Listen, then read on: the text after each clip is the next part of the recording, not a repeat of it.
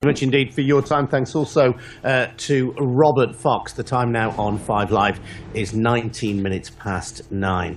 Now, a council in Hampshire says it's going to get rid of its CCTV cameras because they're expensive, out of date, and no longer effective. Havant Borough Council Scrutiny Board has recommended decommissioning the town's 46 cameras to save more than £130,000.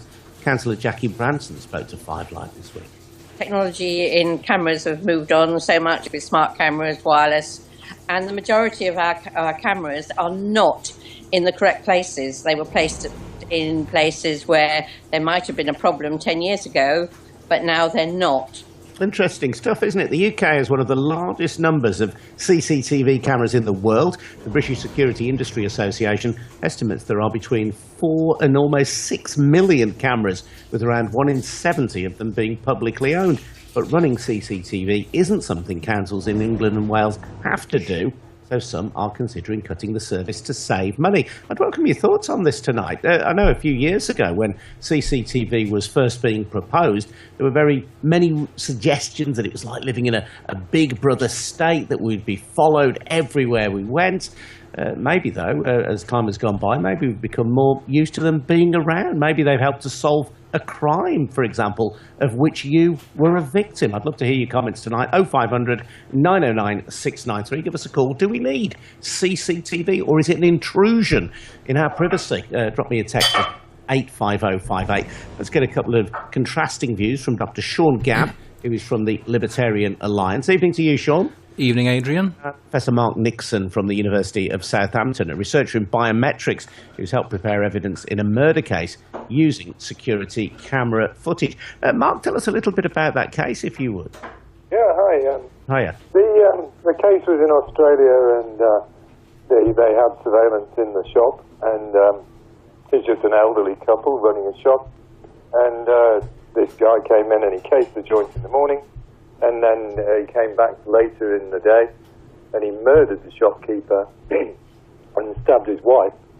And the Australian police asked us to compare the footage of the guy who cased the joint and the guy who came in and committed the murder. And we produced evidence that said we believe that the identity of those people is the same, based on the way the person was walking.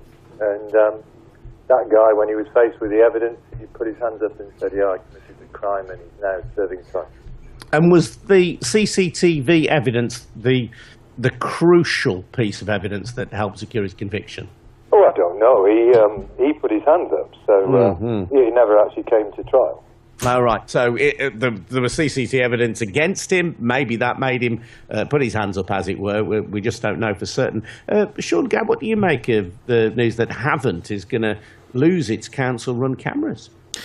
Well, I must say that I agree with Havant Council. I don't agree with Havant because I may believe that this will take us straight into a Big Brother state if we don't get rid of all the CCTV cameras.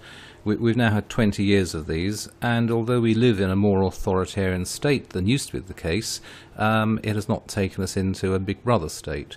I think the problem with CCTV cameras is what the council said. They are seldom in the right place. Villains have learned how to put hoods on and not to look at the cameras. The cameras often don't get very useful footage of people committing crimes. There is a shortage of public money. There are priorities. And keeping with a technology which seemed a good idea 20 years ago is not such a good idea now. Indeed, what I might add is that the number of television cameras has exploded. We're not talking about 4 to 7 million, we're talking 40, 50, 60 million, because almost everybody nowadays is carrying around a television recording studio in his pocket. And quite often the authorities appeal not for the councils to give up their CCTV footage. They appeal for members of the public to come forward. Interesting, Sean, though. I mean, you say that criminals will know where the cameras are and they'll cover their faces and they'll use HUDs and so on.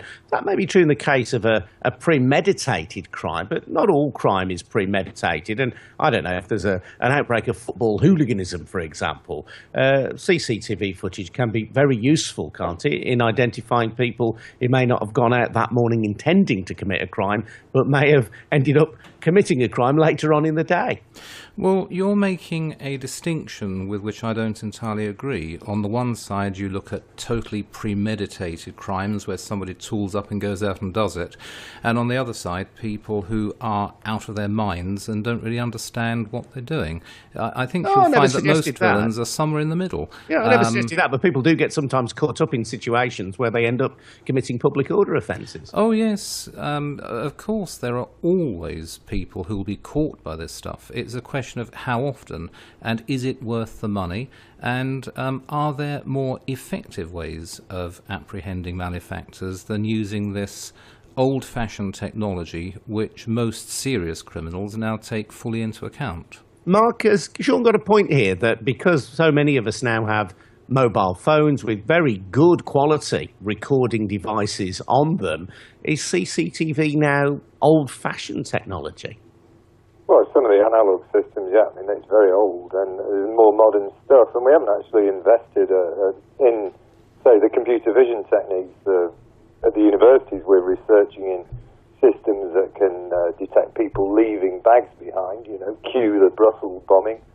We're researching things that can identify you by the way you walk and by other things from video surveillance, so it doesn't matter whether you wear a hat and stuff like that. So there's a lot of very new stuff that's in the pipeline, and just to criticise the old stuff, on the basis of it's old and it's in the wrong place, well, move it and do the new stuff, yeah. Yeah, so you're saying that there is a future for CCTV, albeit more sophisticated CCTV that perhaps operates in a slightly different way than simply a grainy black and white image from a camera on top of a pole somewhere. I mean, society has a need to be able to identify people from surveillance footage. There's hundreds of cases on the web of the police releasing photographs of, can you identify this person who committed X crime, yeah? And sometimes they're disguised, yeah? And so we clearly need ways to identify people from this material, and that's where we should be concentrating. Tell me a little bit about the technology, then, that is developing. Oh, the new stuff. Well, I mean, we've been developing gait recognition for a long time. Gait recognition, did you say? We recognise you by the way you walk. By your gait, yes. Yeah. Not a farmyard gait. No, this is a real thing. And is it new? Well, Shakespeare has 7 quotes in Shakespeare about how you can recognise people by the way they walk. I don't think he had a surveillance camera. I think he's thinking about the sound. You can recognise people from the sound. So that's been going for the last 20 years, and there's a whole load of research around the world showing the same thing. People have even developed forensic systems for use by the police and stuff to use it there. And there's laboratories elsewhere on identifying people by the way they walk. And the new stuff is actually, we call it soft biometrics. It's simply based on human descriptions of people, and we use those with computers. And we use artificial intelligence, machine learning, to learn the relationship between computer vision and human vision, what people see and what they describe. And when we make those links, we can then pull people out of video and identify them. And you say that if somebody takes a bag into, let's say, a crowded room, into maybe an airport lobby or whatever, and then leaves that bag, walks away from it, that particular act of leaving could be identified by a camera and flagged up then to a security guard. There's loads of automatic techniques for finding people depositing luggage behind. We can also re-identify people, as they go across town. We can identify them appearing in front of different cameras, yeah. So we work on re-identification. What about that, Sean? Then there's a greater level of scrutiny of our movement, a greater intrusion, if you like. Is that a good thing or a bad thing? There is the possibility of a greater intrusion. It will be very expensive to set up. We're talking of considerable sums of money here, which would be better put into orthodox policing. And here you've pushed me to the wall where I'll reveal my libertarian credentials. I would never for a moment deny that there are many cases where CCTV footage has helped to identify criminals. However, when you multiply the number of cameras, when you multiply the number of efficient cameras, you enable the authorities to go somewhat beyond their public remit of catching criminals. I'm not talking about a big brother state with the 3 o'clock knock on the door. What I'm talking about is the possibility, or the strong probability, that low-grade jobsworths looking at this CCTV footage will start to dish out fines to people for absolutely trivial offences which a police officer on the beat would overlook or deal with a few words of warning. There was a case a few years ago where somebody was done because he was caught on CCTV putting household waste into a public rubbish bin. Now, perhaps a police officer would have said, here, you can't do that. No, take it home and deal with it there. Instead, some jobsworth looking at the footage said, oh, an offence has been committed, and the brown envelope came through the post. Now, that is what we're looking at. Another thing we're looking at is a state which has been called Anarcho-tyranny. On the one hand, ordinary members of the public who are committing absolutely trivial offences, I hasten to repeat, will be done to the full extent of law. Yet drunks who are urinating in bus shelters, they get overlooked.